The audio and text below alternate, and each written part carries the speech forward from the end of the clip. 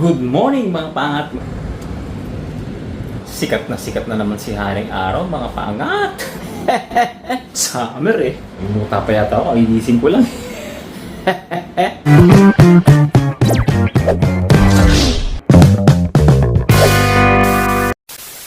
Magandang umaga, tanghali, hapon, gabi kung anong oras yun to napapanood na pa. At syempre, good morning! Blessed na naman sa inyo yung lahat dyan mga pangat sa buong mundo. At syempre, time check tayo mga pangat. 10:20 na mga pangat. At today is Thursday. Syempre, July 9 na mga pangat. No? Ang bilis ng araw. Nung nakaraan lang, July 1. Ngayon, July 9 na. Diba? Sobrang bilis. Anyway mga pangat, no? Lalabas tayo kasi naubos na yung sa laban natin nung nakaraang linggo. No? Ang tagal din maubos mga patuntage, no? Ilang buwan din. Siguro mga 2 buwan, no? Tagal din. Ngayon, bibili na tayo mga pangat. Pero hindi natin siya bibili natin. Kasi summertime na talagang kailangan natin na medyo mabago. Sasamahan niya ako tapos bibili tayo ng floss. At hindi ko pala po yung mga kaganapan ngayong maghapon mga pangat, no? Siyempre, sabahan nyo lang ako kung ano yung nasa title mga pangat. Yun ang pag-uusapan natin ngayong araw. Pero bago yan, siyempre, paligoy-ligoy muna. Share ko muna yung mga buhay-buhay ng OFW sa Dubai. Sa mga bago sa channel natin, no? Let's go! Narinig yung mga pangat, kawawang panggabi. No? Kung night shift ka, no? Tapos may nagre-renovate. Iyak tawa talaga. Ikot-ikot ka siguro sa higaan, no? Hindi ka makatulog kasi vibrate yung mga pap, malakas yun. Lalo na pagka matagal yung drilling, ay na-experience ko yun eh. Na-experience ko yung mga ganyan, may renovate sa kabilang flat, mga ganun. Ano yun, connected sa nerves. Yung ingay niya, mga pangat, no? Anyway, yun, sikat si Haring Araw. Talagang kailangan natin mag-shade dahil ma-enet-net. Pasensya na, no? Nakashade tayo ngayon, pasensya na.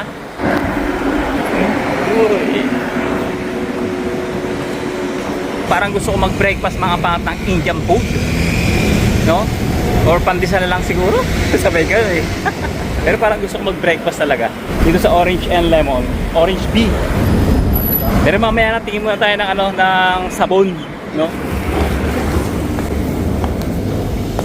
9 grams lang, oh. Tingin tayo nito mga pangat. Uy, 17 grams na lang. Nung nakaraan 21 to, di ba? Kaya lang nakabili na tayo nakaraan mga pangat eh. Sa Almaya, di ba? Siguro ano yan, 12 na naman kay 13 next week. Ito 24 pa rin mga pa, mataas pa rin. Ang bilis niya magbaba ng presyo mga pangat eh, no? 17 tapos 9 na lang, ay 10 na lang, no? Bili tayo niyan. Alin kaya dyan? Blue, violet, or pink? Pink! Ano yan mga pangat? Jasmine, no? Rice? Hindi. Sabon. Ito lang, powder lang pala bibiliin ko. Kasi meron tayong ganun eh. So combination na yan. Dating 14, ngayon 9 na lang. Yan. Nagbago yung isip ko mga pangat. Naging blue. Inamoy ko kasi ulit eh. Parang blue na lang sabi ko. Blue na lang kukuha natin. Yes! Open sesame! Init! Ah! Biglang nagda-dark yung ko, yung salamin ko. Wait lang, nag-ano siya. Ayan o, nagpapawis. O. Yun. Okay na. Malakas yung hangin ngayon, mga pangat. Shoutout nga pala kay Kialan, si leader namin. Sa kanya galing yung nito, shade kay Kialan at kay Ate Janet. Yan. Isa rin sa negosyo nito mga pangat. Yung mga shade, yan. Pabango, alahas, yan. Tapos, regalo nila sa atin. Yan. Noong Christmas ba yun? Noong New Year, Christmas. Christmas yata. Yung nakaraan taon. Kaya malaking pakinabag, di ba mga pangat, no? Pag summer. Yan, no? Meron din dito mga pangat, oh. Yan, oh. Duck. Pero hindi sa atin yan. So yung mga pangat, labas pa tayo. Kasi inuwi ko lang mga ito, medyo mabit-bit eh. Bibili ako ng floss. Tapos, nagsayang na ako actually.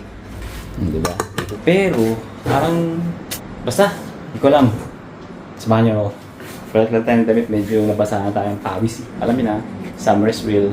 At walang alisan to mga pangat. Mabilis na mabilis lang to. Oh, di ba? Kulit sila. Tara. Nagkakabularan naman tayo rito. Siyempre bago ang lahat mga pangat. Tira na, konti na lang eh, no? Minsan mga pangat, ang lamay ko dilaw. Minsan green. Yan, ginagawa ni Madam Mitch mga pangat. Ito yung binili natin celery makaan. Ginawa niya, no? Pero may halo yan. May pineapple, lemon, at kung ano-ano pa. Hindi lang naman yan mga pangat. Ano yan, ginger, tapos turmeric, carrots, lemon. Oo, ano pang nilagay niya. Busin natin ito pa.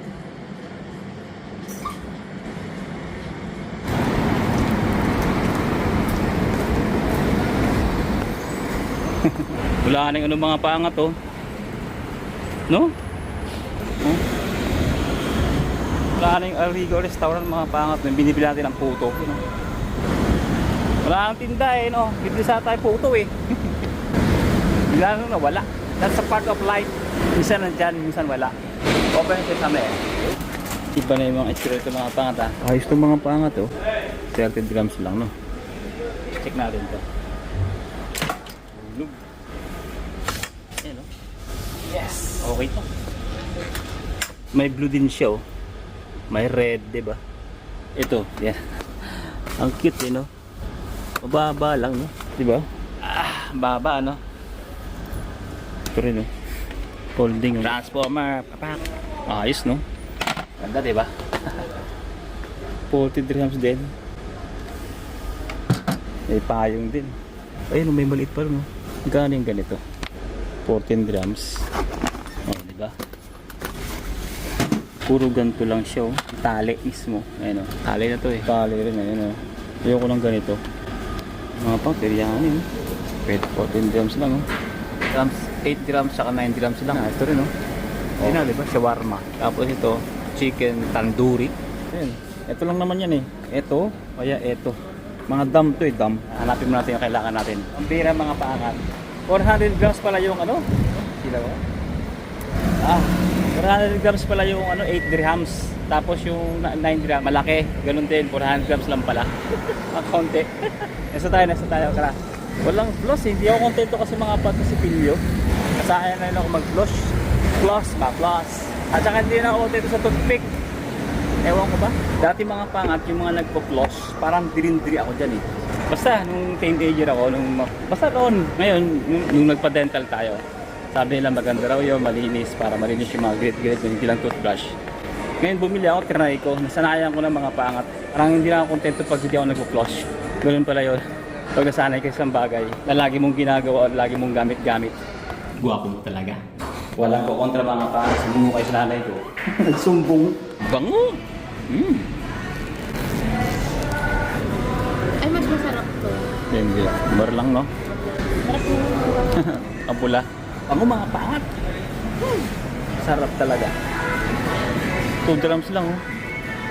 Diba? Bili tayo mamaya. Sarap! Bango.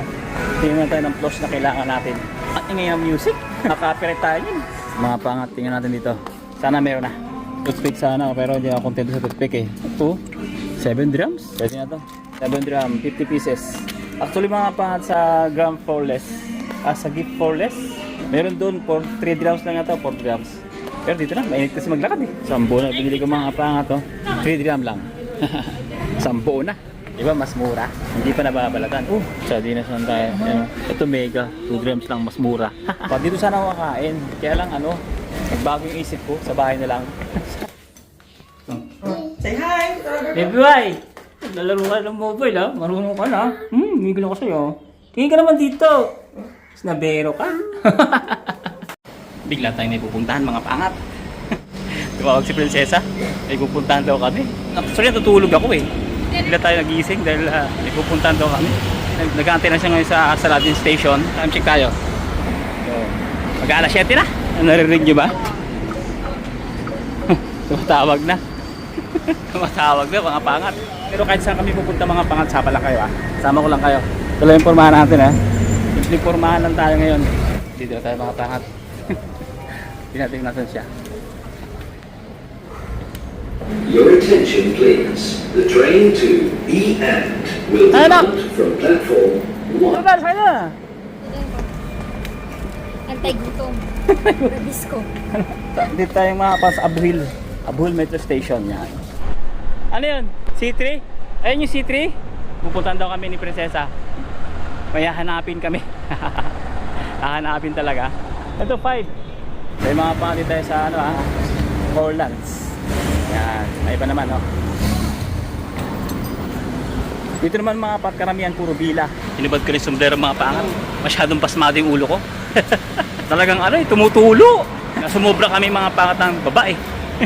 Dahil nagkikwento kami sa bus. Tapos malaya namin, palaya na pala kami. Tapos ang init pa, no? Ito mga bila to. Kaya malapit daw mga pangat. Ayon sa kanyang sources. Ang dami pang bakanting lote, no? Mabili nga yung bakanting lote na yan. Ambisyoso. Ambisyoso ka. Ambisyoso ka, Rogin TV.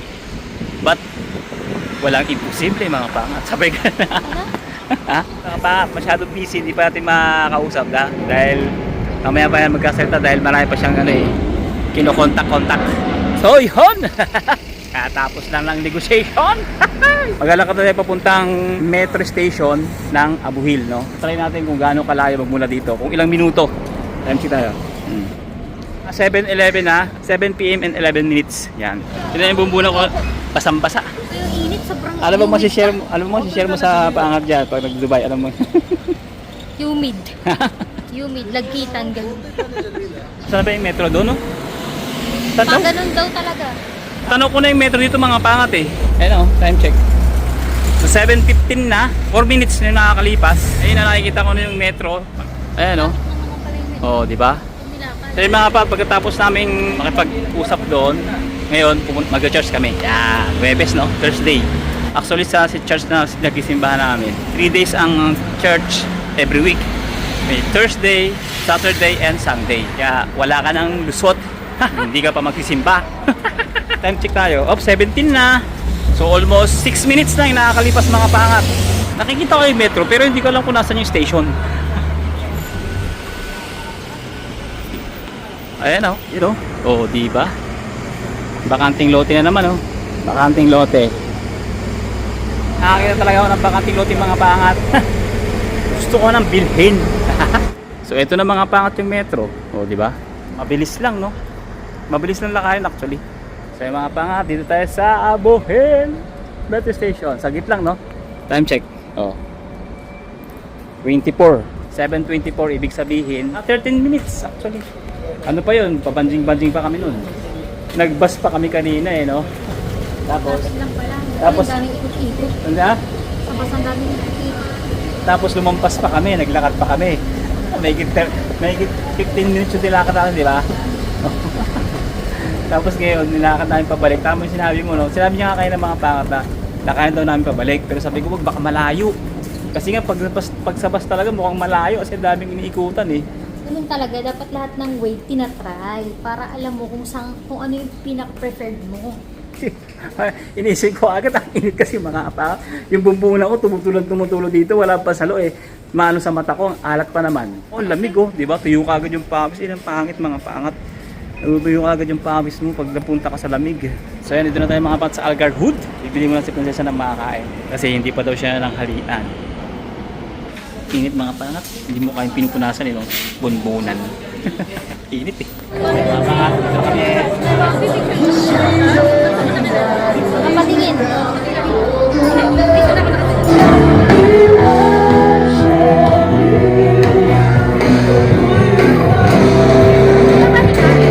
Kami na.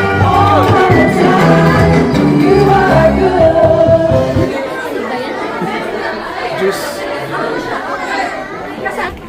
Yes. Ito yung natitira. Ano na? Kaya pa, kaya pa.